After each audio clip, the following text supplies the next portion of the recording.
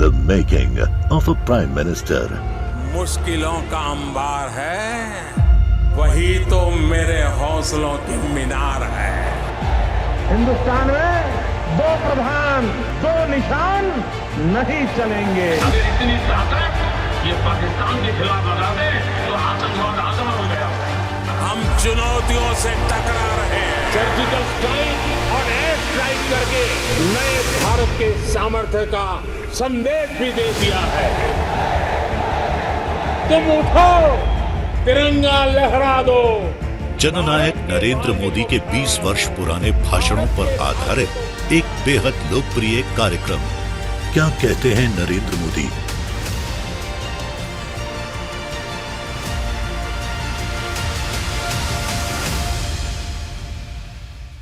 नमस्कार, मैं हूं आपके साथ में मानसा मलिक। अपने खास कार्यक्रम क्या कहते हैं नरेंद्र मोदी में आज हम आपको सुनवाएंगे पीएम मोदी का वो ऐतिहासिक भाषण जो उन्होंने 20 मई 2012 को गुजरात में दिया। वीसी के जरिए अमेरिका के 12 शहरों में प्रवासी भारतीयों को संबोधित करते हुए मोदी ने कहा कि हमारी सरकार ने गुजरात में काफी विकास किया है और गुजरात की ये विकास यात्रा आगे भी ऐसी ही जारी रहेगी। भाइयों बहनों, हमने एक बदलाव लाने में हमने गैस ग्रिड किया है। गुजरात राज्य है जहां 2200 किलोमीटर गैस ग्रिड है, लोगों को पाइपलाइन से गैस देने की दिशा में हम आगे बढ़े हैं। गुजरात के 9000 गांवों में पाइपलाइन से नर्मदा का शुद्ध पानी पहुंचा रहे हैं। क्वालिटी ऑफ लाइफ चेंज करने के लिए हमने इन व्यवस्थाओं को विकसित किया है और ये सारा काम ये 10 साल के भीतर भीतर हुआ है मेरे भाइयों बहनों। और उसके कारण, और जैसे मैंने कहा था, हमने इंडस्ट्रियल डेवलपमेंट करीब 12-13% है, एग्रीकल्चर डेवलपमेंट 11% है। हम सर्विस सेक्टर में भी उसी ताकत के साथ प्रवेश किया है। गुजराती जा बेस्ट टूरिस्ट, कहीं पर भी जाइए केम छो ये सुनने को मिल जाएगा। 5 स्टार होटल होगी तो भी वो अपने डिब्बे से खाखरा और थेपला निकाल करके खाता होगा। गुजराती टूरिस्ट के नाते दुनिया के हर कोने में आपको मिलेंगे। ये गुजरातियों का स्वभाव है। लेकिन गुजरात कभी टूरिस्ट डेस्टिनेशन नहीं था। लोगों को मालूम नहीं था कि गुजरात में इतना सारा है। हमारे पास गिर के लायन है, महात्मा गांधी है, 1600 किलोमीटर समुद्र किनारा है, सफेद रेगिस्तान है, क्या नहीं है। भाइयों बहनों, लोगों को दिखता नहीं था, मुझे दिखाई दिया और मैंने दुनिया को दिखाने का सपना देखा। और दुनिया को दिखाने के लिए श्रीमान अमिताभ जी बच्चन घर घर पहुंच गए।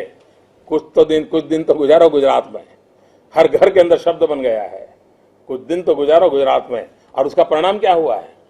हमारा service sector, mainly tourism sector का हिंदुस्तान का ग्रोथ है पिछले साल का 10%।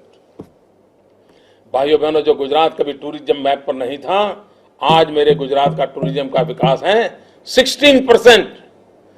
देश का एवरेज 10%, गुजरात का 16%। इससे आप अंदाज कर सकते हो कि हम सर्विस सेक्टर में कैसे आगे बढ़ रहे हैं। और उसके कारण हॉस्पिटैलिटी उद्योग के लिए गुजरात में बहुत बड़ी सुविधा खड़ी हुई है। और हमारे होटल, मोटेल और पटेल की बातों तो हमने बहुत सुनी है। ये हमारे पीयूष भाई मुझे दिखाई दे रहे हैं। पीयूष भाई एक बहुत बड़ा यहाँ रिसोर्ट बना रहे हैं। कई लोग हैं जो आज अमेरिका से यहाँ हॉस्पिटैलिटी इंडस्ट्री के अंदर इन्वेस्टमेंट कर रहे हैं, जो हमारे टूरिज्म का एक बहुत बड़ा इंफ्रास्ट्रक्चर का क्षेत्र बनने वाला है। भाइयों बहनों, हमने इंडस्ट्री डेवलपमेंट किया, हमने सर्विस सेक्टर डेवलपमेंट किया। लेकिन ये सब किसके लिए? ये सारी चीजें गरीब के लिए होनी चाहिए। गरीब की जिंदगी में बदलाव आना चाहिए। और गरीब की जिंदगी में बदलाव लाने के लिए हमने ऐसी व्यवस्थाएं विकसित की हैं। आप जानते हैं, जब आप हिंदुस्तान में रहते थे, एक एम्बुलेंस बुलानी हो तो कितनी दिक्कत होती थी। एम्बुलेंस कब आएगी भरोसा नहीं। एम्बुलेंस आएगी कि डेड बॉडी वहां आएगी, इस पर तय करना मुश्किल हो जाता था। भाइयों बहनों, आज हमारी 108 की सेवा आज लोगों के लिए आशीर्वाद बन गई है। हजारों लोगों की जिंदगी बचाने का हमें सद्भाग्य प्राप्त हुआ है।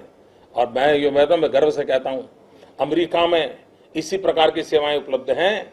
वहां पर एक दर्दी के लिए, एक पेशेंट के लिए $100 का खर्चा होता है, जबकि मेरे गुजरात में सिर्फ 50 सेंट का खर्चा होता है। 50 सेंट।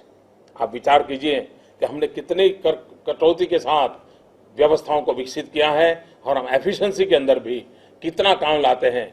भाइयों बहनों, हमारे राज्य के अंदर, हमारे देश में गलीपति से लेकर राष्ट्रपति तक सब लोग कहते हैं कि माता मृत्यु दर कम होना चाहिए, शिशु मृत्यु दर कम होना चाहिए, नवजात शिशु प्रसूति के अंदर माँ की गोद में मर जाते हैं या माँ मर जाती है, माँ बेटे दोनों मर जाते हैं। ये बड़ी दर्दनाक कथा होती है, लेकिन किसी को रास्ता नहीं खुजता था।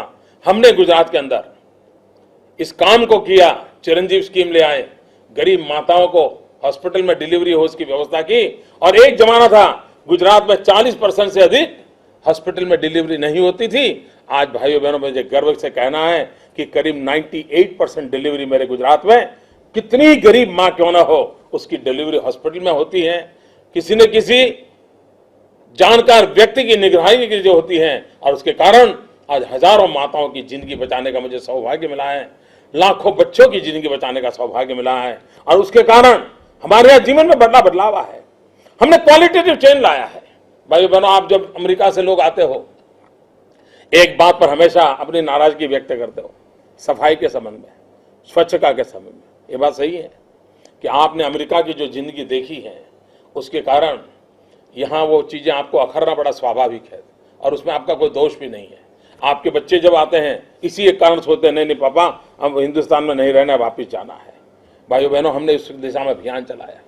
हमारे यहाँ गाँव में घरों में टॉयलेट नहीं हुआ करते थे, हमने इस 10 साल सिर्फ टॉयलेट बनाने के लिए मेहनत की।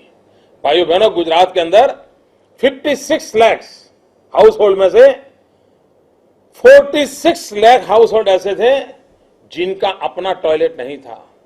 भाइयों बहनों, आज मैं कहता हूं कि हमने करीब 44 लाख परिवारों में टॉयलेट बनाने का काम पूरा किया है, और आने वाले दिनों में जो 2 लाख बाकी परिवार हैं, उन काम को भी हमें तेज गति से करेंगे।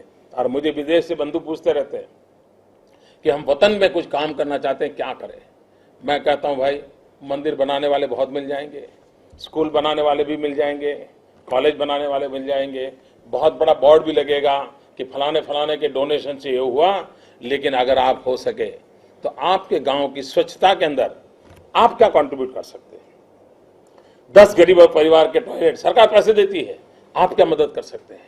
भाई बहनों, ऐसी छोटी चीजों को हमने बल दिया है, और उसके कारण क्वालिटी ऑफ लाइफ में बहुत बड़ा चेंज लाने का काम किया है। भाई बहनों, एक भारत सरकार के द्वारा निर्मल गांव की स्पर्धा होती है, जिस गांव के अंदर ये स्वच्छता के सारे पैरामीटर होते हैं। एक जमाना था गुजरात के सिर्फ 4 गांवों को इनाम मिलता था, सिर्फ 4 गांवों को। भाइयों बहनों, आज वो स्थिति हम लाए हैं, अब करीब 4600 गांव हमारे उस इनाम को प्राप्त करने के हकदार बन गए। कहां 4 और 10 साल के भीतर भीतर कहां 4600 गांव। और ये बात हमको और आगे बढ़ानी है, और उसको हम आगे बढ़ा रहे हैं। भाइयों बहनों, हम एजुकेशन पे बल दे रहे हैं। मेरे गरीब परिवार के अंदर शिक्षा होनी चाहिए, और मेरा विश्वास है अगर एक बार घर में मां सरस्वती का आगमन हो गया तो लक्ष्मी जी को आने में देर नहीं लगेगी। सरस्वती के पीछे लक्ष्मी का आना तय है, और इसलिए हर गरीब के घर में शिक्षा, ये हमारी चिंता है। एक जमाना था हमारा ड्रॉप आउट, हमें शर्मिंदगी महसूस होती थी। आज हमने ड्रॉप आउट को और नीचे करके करीब 2% ले आए हैं, और हो सकता है कि आने वाले दिनों हम 0 तक ले आएंगे। भाइयों बहनों, आज स्कूल जाने की उम्र की कोई भी बच्ची ऐसी नहीं है जिसको हमने स्कूल पहुंचाने में सफल ना हुई है। 100% एनरोलमेंट, ये हमने सफलता पाई है, और ये सफलता ऐसे नहीं मिली है। जून महीने के अंदर 40-45 डिग्री टेम्परेचर होता है, सिवाय मिट्टी रास्ते पर कुछ नहीं होता है, आग की तरह गोला सूर्य का उबलता रहता है। ऐसे समय मेरी पूरी सरकार गांवों में जाती है, घर घर जाती है, बच्चों को स्कूल ले जाती है, और उनको स्कूल ला करके अब पढ़ाई का काम हमने अभियान किया है। उसके लिए कई योजनाएं बनाई हैं। भाइयों बहनों, हमने 1.5 लाख से अधिक शिक्षकों की भर्ती की, 50,000 से अधिक नए स्कूल के कमरे बनाए, ताकि हमारे गरीब परिवार के बच्चों को शिक्षा मिले। और वहां से लेकर के शिक्षा में हम कितने आगे बढ़े हैं। एक जमाना था मेरे गुजरात के अंदर मेडिकल एजुकेशन में करीब 500 से ज्यादा सीटें नहीं थी। आज भाइयों बहनों, हम मेडिकल में के अंदर करीब 6000 सीटों तक पहुंचने वाले हैं। With in a year 6000 seat medical की हो गुजरात में, उस दिशा में हम आगे बढ़ने वाले हैं। इंजीनियरिंग कॉलेज, एक जमाना था जब गुजरात के अंदर इंजीनियरिंग की सीटें सिर्फ 8000-9000 थी। ये विदेश में गए हुए बहुत सारे हमारे इंजीनियरिंग के स्टूडेंट हैं जो इंजीनियरिंग में पढ़ करके गए हैं। एडमिशन लेना कितना दिक्कत था मालूम था। भाइयों बहनों, आज मेरे राज्य के अंदर करीब करीब 52,000 से अधिक इंजीनियरिंग की सीटें की हैं। मैं इसमें ITI को नहीं जोड़ता हूं, मैं और इंस्टीट्यूट को नहीं जोड़ता हूं, मैं डिग्री इंजीनियरिंग की बात कर रहा हूं। आप कल्पना कर सकते हो कि हमने शिक्षा को किस ऊंचाई पर पहुंचाया है और कितना बल दिया है, चाहे हेल्थ हो, एजुकेशन हो, आरोग्य से संबंध जुड़े हुए। कभी कभी विदेश से आने वाले हमारे बंधु वो हमें पॉल्यूशन की चर्चा करते हैं। भाइयों बहनों, आपको जानकर के खुशी होगी, एक जमाना था जब अहमदाबाद दुनिया के सबसे पॉल्यूटेड सिटी में माना जाता था, लेकिन हमने अहमदाबाद के जीवन को बदला। साबरमती में नर्मदा का पानी लाए, पानी का शुद्धिकरण किया। हवा में CNG आने के कारण जो रिक्शाओं से मिट्टी का तेल जलाने से, केरोसिन जलाने से जो प्रदूषण होता था, हम CNG लाए। और भाइयों बहनों, आज पूरे विश्व के 3 प्रमुख नॉन एयर पॉल्यूटेड सिटी हैं, उसमें आज मेरे अहमदाबाद का नाम आ गया है। भाइयों बहनों, हमने ग्रीनरी पर बल दिया है। और अभी टाइम्स ऑफ इंडिया जैसे अखबार ने पूरे हिंदुस्तान का एक सर्वे किया था, कौन सा लिवेबल सिटी है। और मित्रों, आज मैं गर्व से कहता हूं कि लिवेबल सिटी में पूरे हिंदुस्तान में अहमदाबाद सिटी को पसंद किया गया था। यानी हमने विकास को किस दिशा में ले गए हैं, इसका आप अंदाज कर सकते हैं। भाइयों बहनों, कहने के लिए बहुत सारे विषय हैं। हो सकता है मुरारी बापू की जैसे एक सप्ताह होती है, रमेश भाई ओझा की सप्ताह होती है, वैसी ही एक अगर सप्ताह पूरी बिठा दी जाए तो भी गुजरात की विकास की यात्रा खत्म नहीं हो सकती है। जीवन का कोई क्षेत्र ऐसा नहीं है जिसके अंदर हमने परिवर्तन लाने का प्रयास नहीं किया हो। और अभी अभी सोलार एनर्जी में हमने कितना बड़ा मिरेकल किया है। मित्रों, हिंदुस्तान का सोलार एनर्जी में कंट्रीब्यूशन 120 मेगावाट है। गुजरात ने और हिंदुस्तान ने सोलार एनर्जी के क्षेत्र में काम एक साथ शुरू किया। हमारी पॉलिसी एक साथ आई, वो हमारे करीब 10 दिन पीछे ले आए ताकि हमारी पॉलिसी निकलने के बाद वो उसमें से फुल स्टॉप कॉमा के साथ उठाते रहते हैं, तो मुझे उसका आनंद है। लेकिन हमारी पॉलिसी उनकी 10 दिन के बाद आई। उन्होंने 19 रुपया देना तय किया, हमने 13 रुपया किया, कम किया। उसके बावजूद भी हिंदुस्तान, पूरे हिंदुस्तान में सोलर एनर्जी का प्रोडक्शन 120 मेगावाट से आगे नहीं बढ़ा। भाइयों बहनों, मेरे गुजरात ने पिछले महीने 600 मेगावाट सोलर एनर्जी देश को समर्पित कर दी। और एक नया प्रयोग हमने जो किया है, जिसके दुनिया का ध्यान आकर्षित किया है, हमने कैनाल सोलर प्रोजेक्ट लाए हैं। गुजरात एक राज्य है जिसके पास दुनिया का लॉन्गेस्ट कैनाल नेटवर्क है। आप जानकर के खुशी होगी, दुनिया का सबसे लंबा कैनाल नेटवर्क हमारी नर्मदा योजना का है। हम एक योजना लाए हैं, कैनाल के ऊपर ही सोलार पैनल लगा देना। और कैनाल पर सोलार पैनल लगाने से बिजली उत्पादन का काम शुरू किया है। अभी हमने प्रायोगिक तौर पर 1 किलोमीटर कैनाल पर 1 मेगावाट बिजली सोलार की डाली है। इसके कारण फायदा क्या हुआ? आज जमीन बहुत महंगी हो रही है, जमीन की जरूरत नहीं पड़ी, क्योंकि नीचे कैनाल के लिए जमीन काम में आई है, तो खाली था ऊपर। दूसरा, इवोपरेशन होता है, बाष्पीभवन होता है। 1 किलोमीटर कैनाल पर ये सोलार का पैनल के कारण एक ढक्कन लग गया, और ढक्कन लगने के कारण 1 किलोमीटर कैनाल से प्रति वर्ष 1 करोड़ लीटर जो पानी बाष्पीभवन होता था, वो 1 करोड़ लीटर पानी अब बच जाएगा, पानी मेरे खेतों को पहुंचेगा।